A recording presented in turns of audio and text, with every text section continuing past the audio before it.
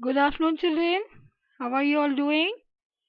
Today I am going to discuss a few question answers of lesson 3 in history, the Delhi Sultans. Okay, as you all know, we have completed the chapter, and in the last video lecture or video class, I had uploaded a set of MCQ questions which you had to answer in your rough copies, isn't it?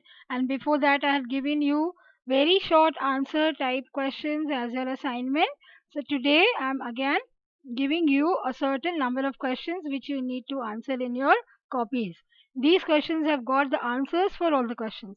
Okay, so please do it and see that you are doing them very well, because this is one of the most important chapter of history. Is that clear?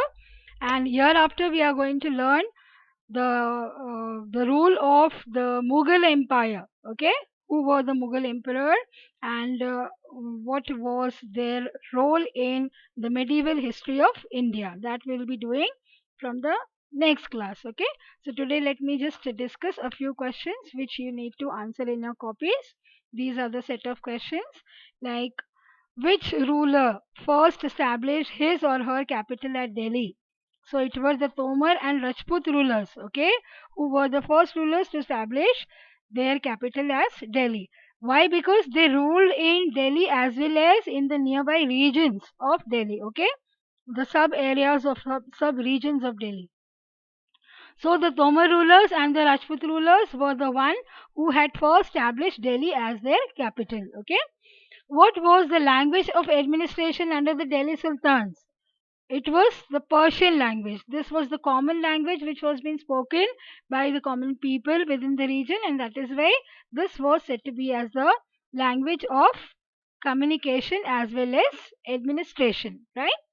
In those reign, in whose reign did the Sultanate reach its farthest extent? That means who were the first rulers of the Delhi Sultans who had extended and established their rule. Okay, so who were they? The Sultanate reached its farthest extent during the reign of Muhammad Tughlaq. It was Muhammad bin Tughlaq or Muhammad Tughlaq who was said to be as the first successful Sultan ruler, right? Then, from which country did Ibn Battuta travel to India? He was a traveler from South Africa, okay, and he was the one. What was his name? Ibn Battuta, who belonged to Morocco in South Africa or in Africa. So, from there he traveled to India, and what was his work? He had written some accounts. He had done some research on how was the emergence of sultans exist into a country, then who were the first rulers, why were they defeated. All these accounts were being maintained by him, right? That is why he is being very much recognized in the medieval history during the Sultanate period. Then, according to the circle of justice, I will explain about this, children. How was the social administration carried out during the Sultanate period? So, according to the circle of justice, why it was important for military commanders to keep the interests of the peasantry in mind. Interests of peasantry means those farmers and small manufacturers, or you can say the artisans, the artists, etc., right, who belong to the farming as well as some non-farming activities, right? So why they wanted to keep their interest? The main reason was 50% of their produce was to be accounted in terms of tax. Okay, the peasantry was the backbone of the entire kingdom. Backbone matlab it was a big support for the entire kingdom, and the king could not do anything without them, because it was the source of revenue. I just told you 50% of their produce they had to account it as a tax. They had to pay it as a tax, and the soldiers got salaries which came from this revenue, and hence it was very much necessary to keep the interest उनके हित में काम करना. Okay, that was very much necessary for these rulers, and that is why it became very much clear that military commanders kept the interests of the peasantry in order to success themselves, isn't it, in order to get support from the amount of tax they paid, right? Either it was the produce what they produced, or it was in cash, right? So they had to get this treasure from them, they had to get this revenue from them, which would be accounted to the king's treasure, right? Then what is meant by the internal and external frontiers of the sultanate?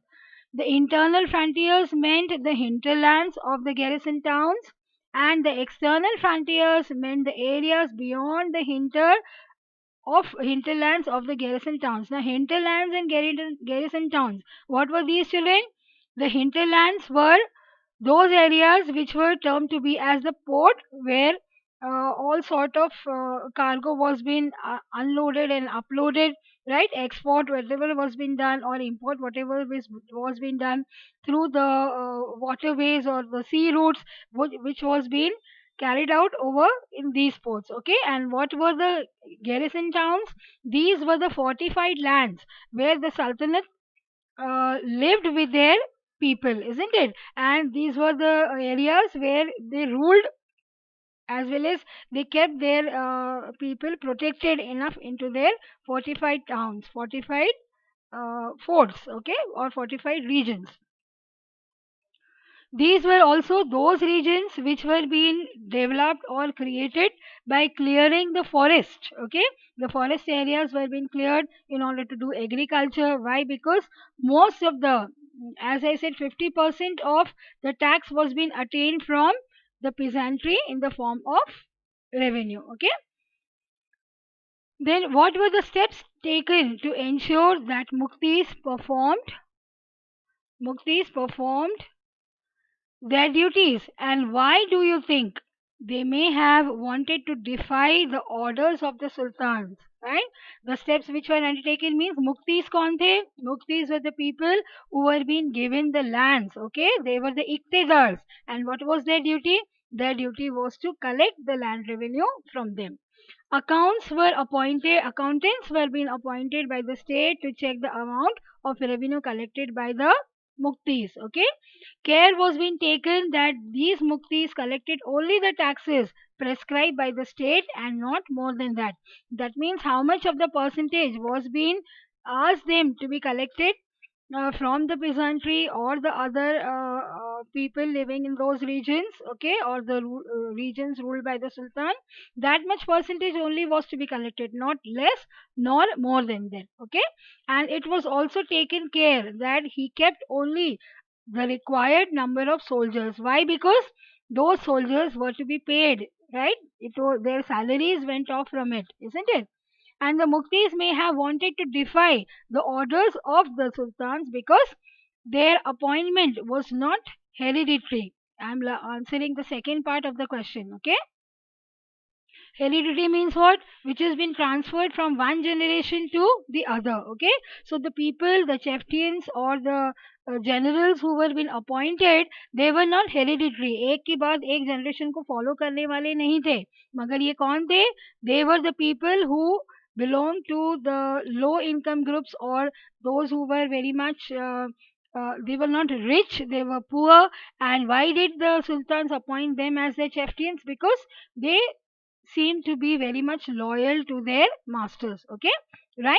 So their job was very much transferable. एक जगह से दूसरी जगह उनको अपना काम करने के लिए उनकी ड्यूटीज को ट्रांसफर किया जाता था. But at the same time, it was more conditional, that the services which were being severely imposed on them were did by them, isn't it? They did not like to do it, but they had to do. Why? Because they were the people who were appointed.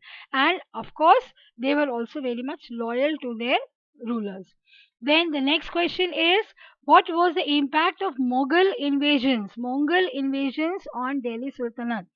क्या इसका, जब दिल्ली सल्तनत यहाँ पर आई हमारी country में, उन्होंने धीरे धीरे अपना मोबिलाइजेशन धीरे धीरे आना शुरू किया, राइट? उन्होंने एक बहुत बड़ी सी आर्मी लेकर आए थे, और ये आर्मी का काम क्या था?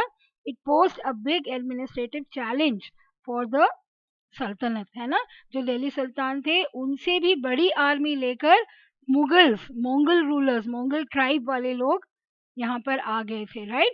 And they had a very big army, and to defeat this army was the most or the biggest challenge for the sultans. Okay, Then Aladdin Khalji constructed a new garrison town at Siri for his soldiers, and he imposed taxes, right? He imposed taxes on land to feed the army at the rate of 50%. अभी मैंने आपको बताया 50% of the land produce was being taken as a tax. Why? Because he wanted to feed his army. उनके जो soldiers थे उन्हें अच्छा खाना खिलाना था, उन्हें strong बनाना था, right? And he began to pay the soldiers in cash also. और इसी में से जितना उनके पास में ये producers को sell करने के बाद या जो भी उनके पास में बचता था उसी से in the form of cash or kind, the salary was being paid to the soldiers. Then Muhammad Tughlaq, what did he do? He shifted people of Delhi to Daulatabad in south and thus converted Delhi into a garrison town. And he also disbanded the army and he paid the soldiers in cash. So altogether अपनी army को strong बनाने के लिए वो क्या करते थे, एक बड़ा सा रेवेन्यू कलेक्ट करते थे और रेवेन्यू कलेक्ट करने के बाद में इसी से वो सोल्जर्स को फीड भी करते थे और उनकी सैलरीज भी प्रोवाइड करते थे. और मोहम्मद बिन तुगलक और Aladdin Khilji, these two were the very much prominent soldiers, right? And what were the policies they adopted, right? The impact of the Mughal invasions on Delhi Sultanate was that they had to bring in changes in their administrative policy, both Alauddin Khalji as well as Muhammad Tughlaq, right? So more main important part of their change in administrative policy was Mughals के आने से उन पर क्या impact हुआ था कि उन्होंने अपने गैरिसन टाउन्स को और स्ट्रॉन्ग बना लिया था, नए टाउन्स क्रिएट किए थे. और इसी के साथ साथ उन्होंने एक चीज और की, वो क्या थी, दे used their land areas to build up a great say for army setup. Okay, एक बड़ी सी आर्मी को ट्रेन करने के लिए उन रीजन्स को उन्होंने गैरिसन टाउन्स और hinterlands में कन्वर्ट कर दिया. Then do you think the authors of Tariq would provide information about the lives of ordinary men and women?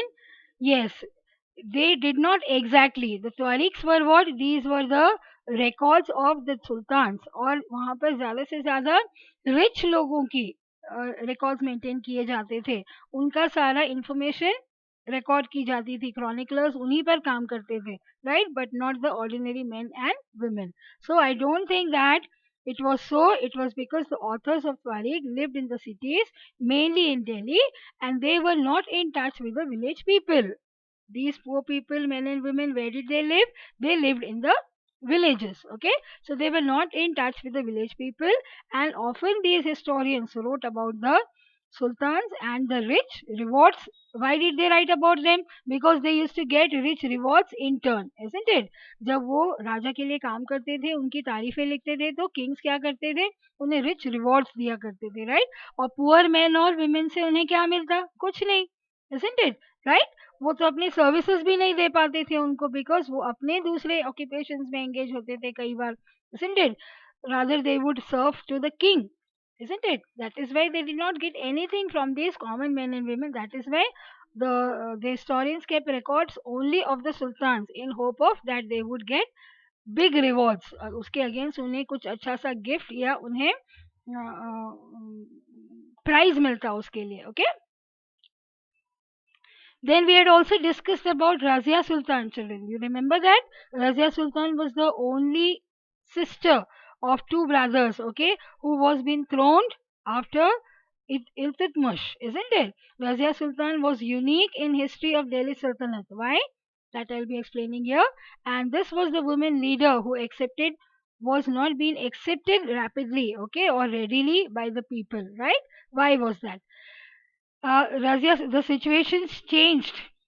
What is this answer explaining? Yes, I think that the situation has changed nowadays, isn't it? Due to the spread of education, people now realize the potential of women. Yes, this is very much true. But during those days, they did not accept Razia Sultan as a leader, and that is why most of her cousins had withdrawn her from the throne, and they asked her to leave their regions as a queen. Okay, right? They didn't want her to be the queen. Why were the Delhi Sultans interested in cutting down forests? I just explained this to you, children. They wanted to convert these into garrison towns and hinterlands. Okay, so which was the main area, the Ganga Yamuna Doab, and gave these lands to the peasants in order to encourage agriculture. Right? They also established new fortified towns over here and the lands to protect trade routes and to promote regional trade. Regional trade means within the particular areas where they lived. Okay, and deforestation did take place again. Why? Because they wanted to convert these forested areas into agricultural lands. Okay.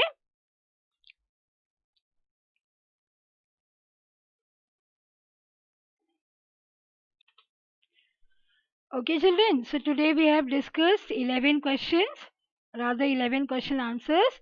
And tomorrow in the next class, when I have my teaching period, online teaching, that day I'll be discussing the other question answers. And I'm going to begin with the new chapter in geography. Okay, right? So we'll be continuing with third chapter in geography. You also be ready with your geography textbook, and the rest of the questions I'll be discussing in the next class. Okay, and I hope you all are going to write these questions and send it to me as you have been doing earlier. Okay, thank you.